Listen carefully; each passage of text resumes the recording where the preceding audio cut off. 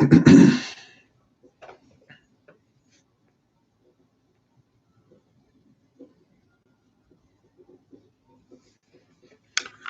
ladies and gentlemen. This is the Morning Gardner Show, and I understand that there's no one here at this moment, but there will be. Um, Today, we're just going to talk gardening. We're going to talk plain and honestly about gardening. I'm going to ask some questions and see who has any feelings or any comments about what I'm asking, and then we're going to move along to different topics and subjects. I am in the process of getting my items that I grew through the winter into the spring, getting them in the garden. And so I have been working towards that. Been getting a little bit of weather, that's been up and down. And today was supposed to be a day where we are going to get our weather get our garden started today, but they talked rain, so I postponed it again. Hopefully tomorrow be a brighter day. They're talking rain as well, but if it rains like it did today, I can get something done. So that's how that works. I have a lot going on. Also today, finally, after so many attempts to get my cell phone battery, I bought 3 other batteries, and I want to post this out there so everybody can get wind of this. Don't buy batteries for your phone on eBay. There tend to be a lot of clone batteries out there. And when you buy these batteries, they don't function in your phone because they weren't designed for your phone. Quite simply, I tried 3 different batteries from eBay and turned them back in, sent them back. My phone kept saying battery not accepted or battery problems or something to that effect. And after so many attempts of trying on YouTube to get it to function, none of them had any videos up that showed you how to do that. So that being said, I finally went to a place called Direct Battery, and they was suggested by the people who I had my service with the phone with, and they said, yes, those batteries are legitimate batteries. So we recommend them, or they also pointed out Amazon as being a reputable dealer, that they have some reputable dealers on, Amazon that would be able to supply me with a battery. At any rate, put the battery in there, and I never got any of those error messages or anything. And I was so happy because finally, I get my battery. You can tell when you need a battery for your phone when you start plugging it up. You need it plugged up all the time to really, for it to function throughout the day. That's a dead giveaway. And so now I finally found a place that can sell me a battery that will work in that phone. And the phone is up and running. And it's doing a very good job. It's charging right now at the moment, so I'll have it to get a complete charge on it. At least the first time out, get a complete charge. I stopped in the yard briefly today and looked at a few of my plants and got a look at them, and they are doing quite well. They didn't have to water them because they already got water through irrigation system that I have set up. And so that being said, I just feel good because the everything is growing. Had to redo a couple of plants. That's expected. Hope that I still have enough time to really so I can be able to get something done. The watermelons are ones I'm concerned about. The pumpkins I'm not concerned about because really that's not something I usually grow. If I do grow them, which I will this year, it's going to be just for the seeds. So I might actually grow them in a compost bag. Yeah, I might grow them in a compost bag. I've done them before, and it really turned out great. To just plant the seeds right in a compost bag, adding some things in there that I want put in there with them to help them uh, to to keep them fed. So I'm looking good. Plus, I'm going to be using my it's a feeder that I use that connects to my hose and feeder, and I will be using that this year, and I like that because uh, it gets the job done quicker than what I was doing earlier because I lost my what we call it the barrel system, that the rain barrel system is down right now. So I'll get that back up and running. It's not a big deal to do that. I know exactly what I got to do and get it done.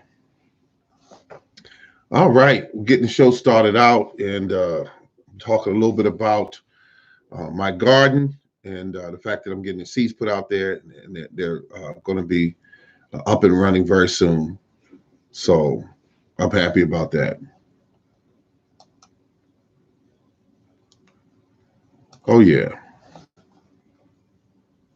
I saved some cost this year. Very little cost I saved this year. I went a little overboard with some of the items that I purchased, but I purchased items ahead of time so I know uh, that I have what I need, and so those things I purchased are more of an investment as opposed to let's let's get the let's do it just for this garden this year. No, what I invested in will last throughout the season and next season and the season after that. So I needed certain tools I needed. Anyway, so thank you for the thumbs up. I appreciate that. Hello, good evening. Everyone comes in there. All right, all right, all right. Thank you very much for stopping by. I appreciate you. Um, the the only thing I'm interested in growing this year is crops that are very well cared for, so that they produce the sweetest, the richest minerals and vitamins and that sort of thing. And that's what I'm interested in growing. Not interested in growing the largest or growing the fastest. I'm not interested in that at all. I'm interested in one thing, and that's growing quality. Screen look like it's jumping around a little bit, and I'm hoping that's not the case because everything looks good. Hello, how you doing? We're right about checking your trees. I was right about checking your trees and plants. Absolutely. Thank you very much for the. I appreciate you giving me, some credit there for that. I appreciate it. I appreciate it. But I just learned myself that way because if you don't check them, things could be going on and you don't know about it. And so I said the best thing to do is be able to check your trees and plants if you can, if you have the time, check them every day. Somebody had already eaten two small apples. Wow, some ate two small apples. Eaten through two small apples. Um, God, I had something that I bought last year. If I had it with me, I could show it to you. Um, those little fruit bags. Wait a minute. I think I have one. They got them bigger than this, though. I don't know if you still have time to do it, but get the biggest ones you can find and you put it over the apple and you zip it closed like that. And it'll help you out some. It'll help you out some. This will keep insects off, definitely. Purchased on eBay or Amazon. Get them bigger than this, though. I got this size here messed up because not even the grapes would fit in this. So you need a bigger bag. So get to shopping around and find these. They come 50 to 100 bags. They'll last you this season and next season as well.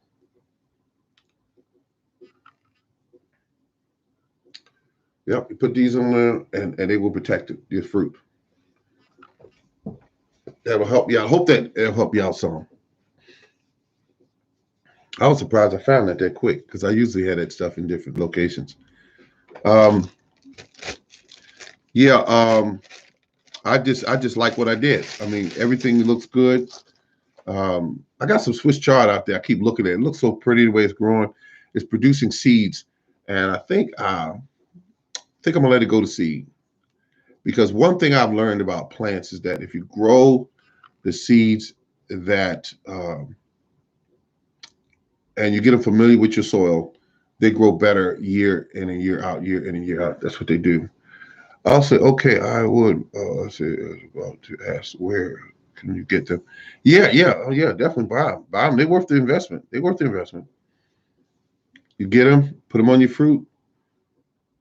When you remove the fruit, save the bags and use them next year.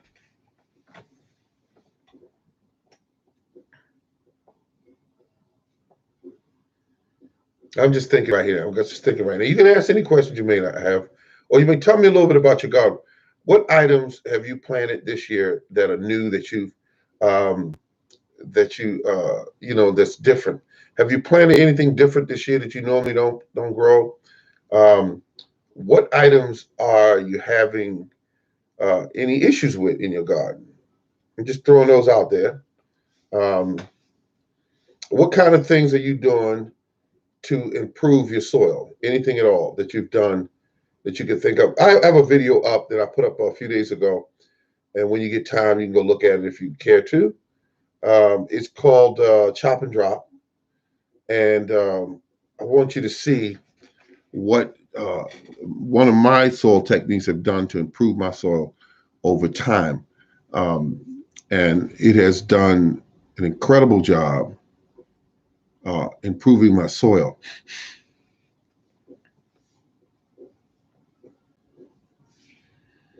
Chop and drop.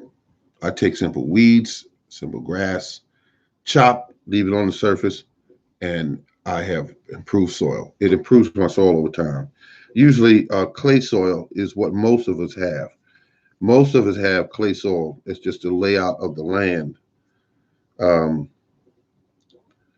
and so when you have the clay soil or sandy soil, if you use the leaves, grass clippings, weeds, chop and drop, even I use branches from my trees. I allow them to, you can cut them up and lay them on the ground and create a mulch with them. You could also um, uh, use the branches to feed your plants, your trees, your bushes. You know, it's going to absolutely be something that you can use. You can always make mulch out of anything that's living organic matter, and that's what you want to do is improve your soil. That's the whole thing about it. I tell people when you're gardening, you're basically growing soil, not necessarily just a plant, but you're growing soil. You can definitely do that. Improve your soil by adding organic matter. Everything you actually need on your property, depending on where you live or how your ground set up, everything I need on my property has actually always been here, and I never knew that at first. It's always been here. I always had a couple of trees above, maybe about 4 or 5 trees I have in my location. Actually, I started out, I had more than that, but the trees that I have, they're doing really good. I cut them, trim down uh, some of my fruit trees, and when I do that, it actually improves my soil. Hello, how you doing, Mr. Price? Hello, good to see you, sir. All right. Let's see, I'm planting more peppers. Hey, you doing like I'm doing this year? I'm planting more peppers this year. All right, we're on the same. Great minds think alike. Great minds think alike. I'm planting more peppers this year. I have an assortment of tomatoes. And the reason why I'm planting peppers is because, number one, you can store peppers like crazy. They're easy to care for. They're expensive when you go to the stores. And it was a pepper that I found in my collection that I didn't think I had, and I did have them. And a habanero is what they're called. And these peppers are a little hot, but I didn't grow them this year because I found some peppers that I want to grow this year that I kind of, didn't put there.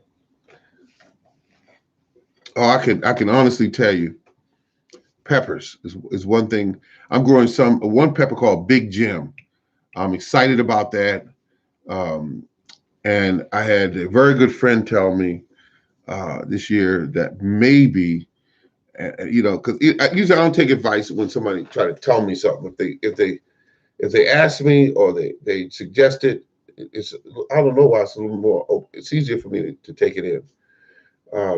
But I was, I didn't label anything this year hardly. because I've been doing it so many years, and I was like, well, I got this, and I put everything in, and then I said to myself, did like that. Okay, which one of these tomatoes is the cherries, and which one of them is the brandy wine, and which one of them is the Cherokee purple? And I didn't know because as you know, if you've been having a garden going for a few years, you know that all tomato plants somewhat look alike. Um, and so I said, "Uh-oh, I don't know which is which." So I still don't know which is which, but when they get to growing, I will be able to tell once they produce their fruit. Let's see what else. The peppers, all of them were just planted, no labels used, anything. And then I said, wait a minute. So I redid the peppers and I labeled everything, so I know which is which. Because one thing I want to do, I want to be able to separate the sweet peppers from the hot peppers, at least about 12, 15 feet. And that way I can keep the flavors kind of, this what they're supposed to be, as opposed to having sweet peppers that sometimes can be hot and hot peppers are somewhat sweet. I don't want to cross like that. I don't want to cross them like that. So that's where I'm at right now. I have quite a few varieties of peppers. I'm growing them in a different way. As far as putting them further apart, I'm not doing that anymore. I'm planting them closer together to help with the sun scorch. I don't want that this year. So planting them closer together, they will act as their own mulch, and that will help them to produce bigger peppers without them being scorched by the sun. And another thing is I'm using my grass clippings as a mulch around the base of each one of my plants. Tomatoes, squash, everything will be uh, mulched by the grass clippings, and that will keep the soil cool. That will also keep the soil, moist, and also keep the soil fertilized to a degree. But I'm still going to be fertilizing what I want to add on a fertilizing regiment that I will use. It's important to keep your plants fed. It's important to keep them fed. Don't let your plants go get hungry and you not be able to feed them, because they'll start sending out distress signals. And what will happen is they will be eaten by insects. Insects love distressed plants. And then we got the cicada situation that's taking place in a matter of days, actually, here in Maryland. And when we start seeing them, and they're actually going to be a blessing when they come. I mean, they're going to help you fertilize your soil. They're going to be food for birds. They're going to be, uh, just a change of pace. You'll see this butterfly, so to speak, from another planet. That's what he looks like he's from. And they will stay around for approximately 4 to 6 weeks, and they will go about their way, and that will be them. Okay, let's see. Just came in from mulching my bed with grass clippings. Congratulations. Congratulations. That's how you do it. That's called using your head. That's called being smart. That's called saving money. I'm so proud of you. That's what you want to do. Grass clippings are nature's uh, uh, gardening secret, so to speak. It definitely helps you to improve your garden crops, and it's cheap and it's easy to do, and it'll make you a successful gardener. Um, Tell me, how thick would you say you put it down? I'm not trying to catch you up in nothing, but I want to see, because it's good. It's good that you use it in the correct manner. Uh, back them off a little bit, anywhere from 2 to 3, 4 inches from the stalk of your plants, and then you want to definitely make certain that you put them a certain thickness so that when it rains, you can still get rain through them. When you water them, it'll hold enough water around that plant to keep that plant hydrated through even the hottest days. Okay, 1.5 inches thick. Okay, now I'm going to see. I just want to make a suggestion. You did great. Uh, some grass is better than none. If you can keep it next time around when you do it or you add to it, 2 inches minimum. You want to do 2 inches. And when you do that, you'll have enough insulation around them where you can get rain to them. And you can also keep them, because what's going to happen is once the biology starts eating this grass, it's going to feed your plant, which is great. It's going to hydrate you, keep your plants hydrated. It's going to keep the soil temperature uh, at moderate so that they can survive and keep them growing even during the days when it really gets hot and other gardeners' plants stop growing because of the sheer heat. Your plants will keep going because the temperature will be kept at a constant, as opposed to soaring in a day and then dropping out at night a little bit, soaring in a day. You want yours where it's just going to be very little change. It'll just stay right there at 75, 80 degrees. You don't want them to get any hotter than that, because once they do, they slow down. And you don't want that to happen. So I think you did a good job. But you could add up to 2 inches. Thank you, brother. I appreciate the information. No problem. I'm glad that I was able to help. That's what I'm glad of. I'm glad to see you having success. And keep using the grass clippings, because for the rest of the years that you're on this planet, they will definitely help you with growing your plants and keeping them fed. You'll see a definite improvement in your soil. You will definitely see an improvement in your plants. Congratulations. I like that. I've been online talking grass clippings forever with people, but uh, people are accustomed to doing things their way, and you have to respect that. Um, because I've seen people with these gardens, and when I see the soil naked, I just go, okay, maybe it works for them. But I know it will. You need to keep your soil covered. Let's see, deer, turkey, rabbit, cow. Let's see, just see things to put in the soil. Absolutely, Mr. Price. Absolutely. You use any kind of manure in your garden, you're definitely improving your soil, fertilizing your soil. The thing about it is this, folks. Your job, if you're doing it correctly, is to feed one thing, and that is your soil. It's that simple. You're not there, even though the plant can divert your attention, but your job is primarily to feed that soil.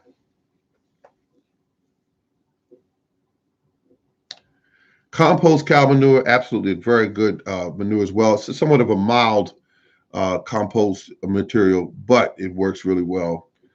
Some people are lucky to have chicken manure that's aged, that has a lot more nitrogen in it, will cause more growth than anything. You have to be careful with that as well, because if you keep giving it lots of nitrogen, you won't get as many peppers. So you want to make sure, and also think about sometimes hand pollinating some of your plants, because we don't have a lot of bees like we once did. We don't have bees like we once did. So I need you to keep that in mind. We don't have the bees like we once did. So a Q-tip or artist brush, or even removing one of the male flowers and pollinating the other female blossoms. You want to do that early in the morning is best, because the plants are open, and once it reaches 80 and above, a lot of that pollen's no good. So keep that in mind. You want to do it in the morning and to really get the best results.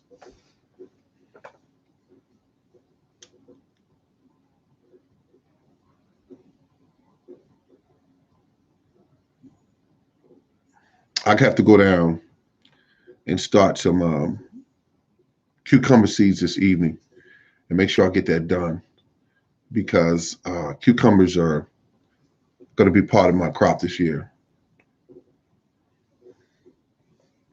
I'm not a big fan of them, but I think I like them in salads. sometimes. I've been eating salad lately. I've been eating salad. I've been saying, wow, salad's good with the Italian dressing.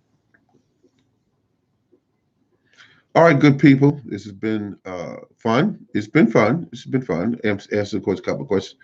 And it's kind of slow right now. So I'm going to go down and mess around in the garden a little bit before I close out for the day. But I want to thank you all for tuning in. It's been fun. So, definitely remember, keep an eye on your garden. Keep an eye on your garden. Keep them fed. Keep them watered. It's important. Check your plant often because that will help you out immensely. Um, and if you have any questions, remember you can always leave a message or comment. But remember one thing I always said: if you haven't subscribed to my show yet, please do so. I'm on Mondays at 6 p.m. and I'm also Wednesdays at 6 p.m. Thank you very much for tuning in, ladies and gentlemen. This is the Morning Gardener Show. And remember to keep on growing.